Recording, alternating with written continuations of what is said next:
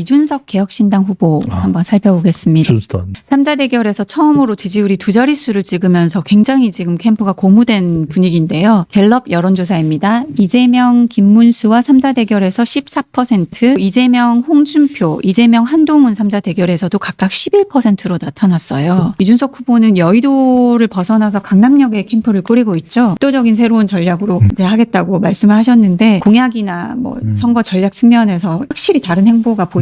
제가 볼 때는 이준석 후보 전략은 청년 그리고 TK. 근데 이거를 보면은 결국에 국민의힘 당대표 때 그 세대포 이론 뭐 그걸 좀 노리는 것 같다는 좀 생각이 들고요. 그래서 좀 어쨌든 가장 지금 이 국면의 수혜자는 이준석이다라는 좀 생각이 들고 실제로 분위기가 많이 올라오고 있는 것 같습니다. 그러니까 네네. 지금요. 한덕수에게 꽃가마는 못 태워준다 그랬잖아요. 네. 근데 꽃놀이패는 누가 지고 있는지 아십니까? 준스톤이에요. 네. 준스톤의 지금 두 번째 기회가 온 겁니다. 한 번은 당대표. 당대표로서 대선 승리를 이끌어냈죠. 네. 이른바 스톤 매직이에요. 근데 이번에도 스톤 마법이 한 번 더 걸릴 기회가 온다. 왜? 지금 첫 번째, 시간은 준스톤 편이에요. 이제 마흔이에요. 자, 두 번째, 지금 3자 대결에서 14, 11, 11, 11 이렇게 나왔는데 이건 빠지긴 빠질 거예요. 한 5%대만 유지를 해도 어느 시점에 가면요. 보수 후보하고 그다음에 보수 이제 국민의힘 후보와 이제 한덕수가 나가게 된다면 그 연합을 한 하여튼 단일화되는 후보가 되겠죠. 그 후보와 이재명이 거의 5% 격차 정도로 좁혀질 거예요. 네. 그러면 이준석의 존재는 더 빛나죠. 자, 그런데 이준석이 자기의 존재 가치를 제일 뿜뿜할 수 있는 것이 이번 대선이에요. 5% 가지고 보수를 죽일 수도 있고 살릴 수도 있어요. 근데 보수를 살리는 순간 준석이는 어떻게 되겠어요? 준스톤은 어떻게 되겠습니까? 그동안 이준석을 싸가지 없는 새끼 또 어린 새끼라고 했던 사람들의 생각이 달라질 거예요. 최고의 기회예요. 그동안에 자기한테 더 씌워졌던 이미지 있잖아요. 지하철 65세 뭐하러 무임승차합니까? 완전 대바라진 새끼 뭐 온갖 욕을 다 들었잖아요. 그걸 일거에 역전시켜 주는 기회가 되거든요. 그래서 저는 이 준스톤이 이번에 할 수 있는 것은 빅 텐트는 안 돼. 빅 플랫폼으로 가야 돼요. 빅 플랫폼에서 빅 웨이브를 만들 수가 있거든요. 우리가 얘기를 했잖아요. 결국에는 세계의 흐름을 바꾸는 것은 웨이브입니다. 대한민국의 흐름을 바꾸는 것도 웨이브예요. IT 전문가라고 자처하는 준스톤이 제일 잘할 수 있는 게 플랫폼이잖아요. 본인이 세대포 이론 플랫폼도 이야기했죠. 이번에 이걸 설계해서 보수의 대역전극을 이끌어낸다. 다음 대통령 1순위입니다. 그 기회를 준스톤은 안 놓칠 것 같아요. 네. 소장님 지금 꼬시고 계신 거. 준스톤이 꼬신다고 꼬셔질 사람이에요. 그렇죠. 근데 실제로 뭐 지금 뭐 겉과 속은 다를 수 있지만 이준석 대표 쪽에서는 절대 안 한다 이런 입장이긴 하거든요. 아니 그럼 단일화를. 지금은 근데 한다 뭐, 그러면 안 되지. 그렇죠. 무조건 지금은 안 한다 그러고 일단 모든 생각은 사전 투표일이 5월 30일이잖아요. 준스톤은 5월 29일까지만 결정하면 되는 거예요. 그렇죠. 근데 저는 소장님이 얘기하신 대로 이준석이 단일화에 협조했을 경우에 보수 진영의 생각이 바뀔까에는 약간 의문이 있습니다. 왜냐하면 안철수 대표도 보면은 단일화를 여러 번 했지만 그렇게 지지층이 그렇게 반응하는 듯한 그런 건 느끼지 좀 못하겠는 것도 있고 오히려 이준석 대표한테는 지금 이재명이 대통령 돼도 자기한테는 크게 나쁠 건 없다. 오히려 본인이 이번 대선에서 한 뭐 5%에서 10% 넘는다면 그 존재감을 보여주는 게 더 중요할 수도 있지 않을까 이준석 대표한테 그런 생각도 좀 들긴 합니다. 첫 번째가 이걸 거예요. 나간 준석이 돌아오기 위한 명분이 안 만들어지면 참 이게 쉽지 않은 길일 거예요. 두 번째, 민주당이 정권을 잡았을 때 준석이 공간을 열어줄까요? 준스톤 공간, 준스톤 스페이스는 안 만들어질 거예요. 네. 세 번째, 이렇게 해서 이제 보수가 개멸지경에 이르잖아요. 그러면 그 중대 책임 중에 한 사람이 준스톤한테도 갈 거예요. 준스톤, 한동훈 이렇게 연쇄적으로 가버릴 거예요. 플랫폼이 중요한 게 이 플랫폼에 한동훈 후보도 이 플랫폼에 탑승을 거부하기는 어려워요. 그렇죠. 거부할 명분이 없을 거예요. 그러면 결과적으로는 보수 기반이 안 무너지는 유일한 길은 이 플랫폼이거든요. 네. 근데 여기에 또 중요한 게 아까도 말씀드린 이낙연 전 총리까지 참여하잖아요. 그러면 아 그렇죠. 예. 준스톤은 또 하나의 명분이 있어요. 깨졌잖아요. 왜 그러는지는 모르겠습니다. 어른을 공경하는 마음을 갖추기를 바랍니다. 아주 아픈 기억으로 남아 계십니다. 근데 이제 이거 가지고서 뭐 말을 빨리 해라 하면 들리지도 않는다 뭐 네. 이러면은 서로 간에 이진공격으로 끝장을 보는 거고 말 그대로 이제 마흔의 이 준스톤이 본인의 이 돌덩어리를 넓히느냐 좁히느냐는 이제 이번 플랫폼에 달려 있겠죠. 네.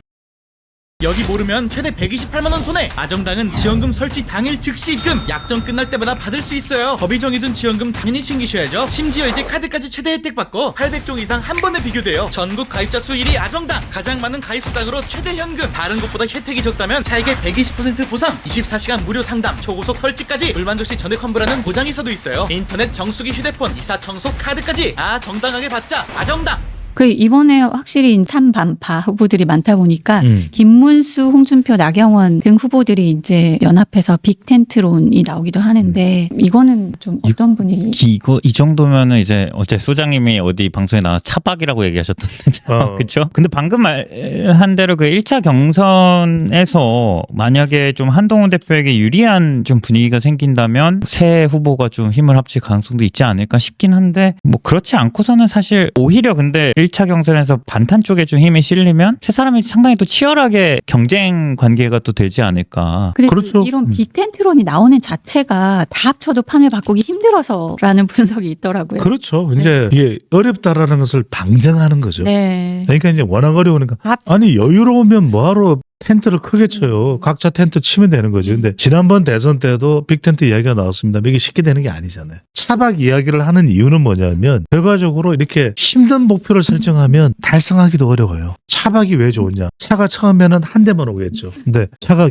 국민의힘 차야. 네. 그다음에 한덕수 차가 부릉부릉 오겠죠. 그죠? 그러면 차가 두 대가 오면 그다음부터는 한 대 더 오기는 쉬워요. 예. 마지막에 이제 이준석 차, 유승민 차까지 올 수도 있겠죠. 네. 이렇게 차가 모여서 굳이 텐트를 칠 이유도 없잖아요. 그냥 그릴을 올려놓고 그냥 고기 구워 먹자. 이러면은 사실은 한 사람 더 추가되는 것도 어렵지 않잖아요. 그러면은 유승민 전 의원까지 나도 힘을 보태겠다. 이준석도 힘을 보태겠다. 제가 아까 말씀드렸잖아요. 사람을 기준으로 삼으면 어려워요. 근데 이 사람들의 공통점은 뭡니까? 국민의힘, 한덕수, 이준석, 유승민, 이낙연, 반 이재명이잖아요. 반 이재명은 깔고 온 사람들이 뭐를 이야기한다? 미국이랑 협상을 합시다. 그 다음에 미래를 개척해 갑시다. 젊은 사람들한테 기회를 좀 많이 줍시다. 이준석. 이러면 이제 판이 달라지는 거죠. 이렇게 꾸려지면 2030 세대들도 그러면 우리가 보수 대연합 쪽에 힘을 실어줄까? 차박 대연합에 힘을 실어줄까? 이런 투표 의향이 생길 수도 있는 거죠. 네. 그러니까 왜 이런 말씀을 드리냐면 민주당은 뭔가 특별한 이벤트가 없어요. 그냥 왠지 계속 그 부분에 대해서 비판하겠죠. 이게 뭐냐. 자기들끼리 탄핵 세력들끼리 모여가지고 네. 그 이야기할 게 너무나도 불을 보듯 뻔하잖아요. 네. 근데 이미 이벤트의 중심이 이쪽으로 차박 대연합으로 옮겨와 버렸다. 그러면 아무리 비판을 한들 그냥 신경을 안 쓰는 거죠. 야 우리끼리 그냥 구워 먹자. 전혀 어떤 프레임 자체가 달라져 버리는 거예요. 그러면서 이 다섯 사람은 뭘 이야기하느냐. 탄핵이냐 탄핵이 아니냐 내란이냐 내란이 아니냐가 트럼프하고 어떻게 이야기할 건데 우리가 어떻게 힘을 모을 건데 대선 끝나고 나서 당을 하나로 합쳐? 그러니까 이제 그러면은 국민의 힘이 아니라 당의 이름이 바뀌는 거죠. 뭘로? 국민의 합. 국민의 합. 그러니까 이제 이러면은 프레임이 달라지는 거예요. 이게 무서운 거예요. 네. 그러니까 이제 민주당으로서는 지금 한덕수 까기를 일단 중단하고서 중대 회의에 들어갔을 거예요. 왜냐하면 트럼프를 공격하기는 쉽지 않거든요. 제일 좋은 거는 트럼프를 뭉개버리면은 이건 와해돼 버려. 근데 네. 완전히 거침없이 하이킥은 지금 트럼프를 대한민국의 민주당이 끌어내릴 수 있는 건 없잖아요. 네. 이게 골치가 아파지는 네. 거예요. 네. 네. 그렇습니다. 다음으로 이제 국민의힘 경선을 한번 살펴볼까 하는데요.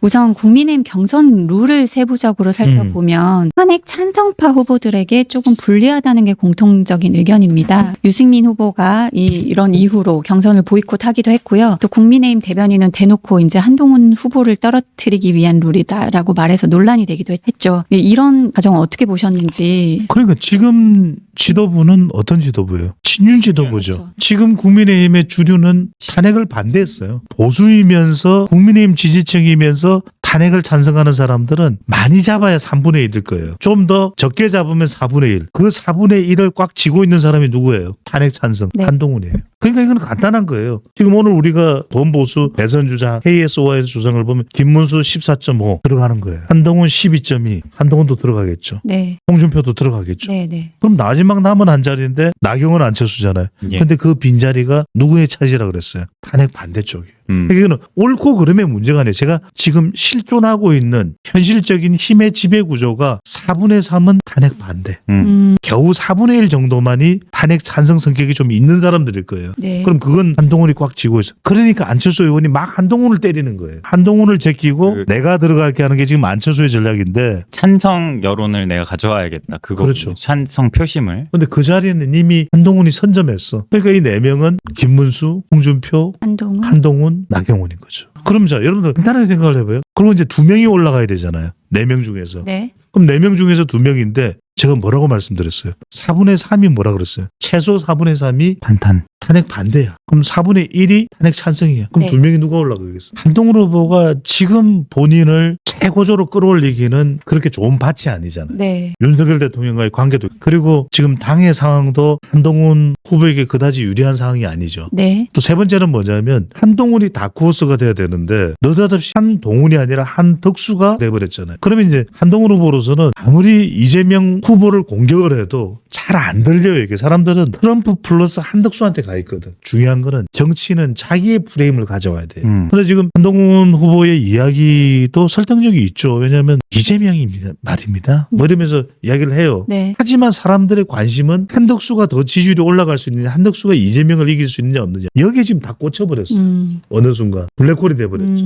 한동훈으로서는 한동훈의 이 특장기가 될 수 있는 걸 만들 필요가 있어요. 왜냐하면 윤석열 대통령하고의 첫 번째 관계도 아직 정리가 안 됐죠. 네. 그다음에 보수 후보로서 어뜸이 되기 위해서는 2가지가 반드시 있어야 됩니다. 하나는 안보, security, 그다음에 경제. 이카노미. 이게 왜 중요하냐면 보수는 군을 이야기 안 할 수가 없잖아요. 네. 그러니까 안 보여요. 보수는 경제 이야기 안 할 수가 없어요. 왜냐하면 기업이니까. 그런데 한동훈 후보도 실력을 가지고 있는 사람이지만 세큐리티, 군을 이야기하기가 뭐 좀 마땅치가 않잖아요. 네. 그다음에 한동훈 후보가 경제는 한동훈 후보의 주전공은 아니잖아요. 한동훈 후보가 먼저 갖춰야 될 것은 이 경제와 안보를 먼저 본인이 착장을 할 필요가 있어요. 그러면 어느 순간이고 어느 때이고 준비된 대선 후보가 되는 거예요. 그걸 이제 한동훈 후보는 이번도 가능성이 열려 있는 것이고 또 시간을 가지고 장착을 하면 돼. 근데 이제 당장 사람들은 이미 그 길에서 오랫동안 관록을 쌓아온 사람들, 경험을 쌓아온 사람들에 더 관심이 있죠. 한덕수는 국무총리니까 경제 안보와 무관할 수가 없는 사람이죠. 네. 이제 그래서 주목을 하게 되는 거죠. 그래서 결과적으로는 중도를 움직일 수 있는 게 뭐냐는 거거든요. 자, 탄핵에 대해서 이제 그럼 찬성한 후보가 이제 본선에 올라갔다 칩시다. 네. 그러면은 이 사람은 자기가 중도를 얻을 수 있는 플러스가 한 이 정도 올라가겠죠. 그런데 뭐냐? 탄핵 반대한 사람은 정말 이 사람이 충분히 이길 수 있다는 생각이 안 들면 투표소로 갈까?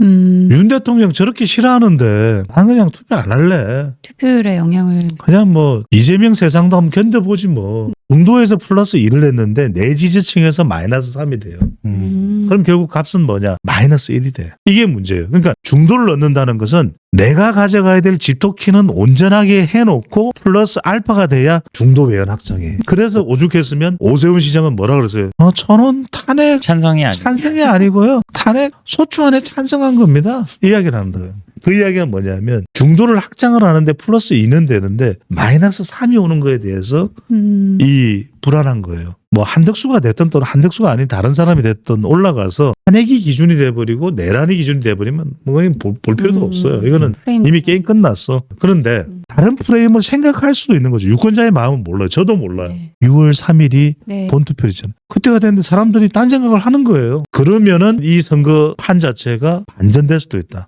그게 작동된다면 우리가 그냥 어대명 생각한 거하고는 다른 결과가 나오는 거고 작동 안 하면은 어대명이 됐든 이대명이 되는 거고 네. 이제 그 차원에서 그 반전이 일어날 수 있는 변수가 될 만한 사람이 한덕수일 거라는 생각에 지금 이제 지지율이 올라가고 있는 거라고 봐야 되겠죠. 네.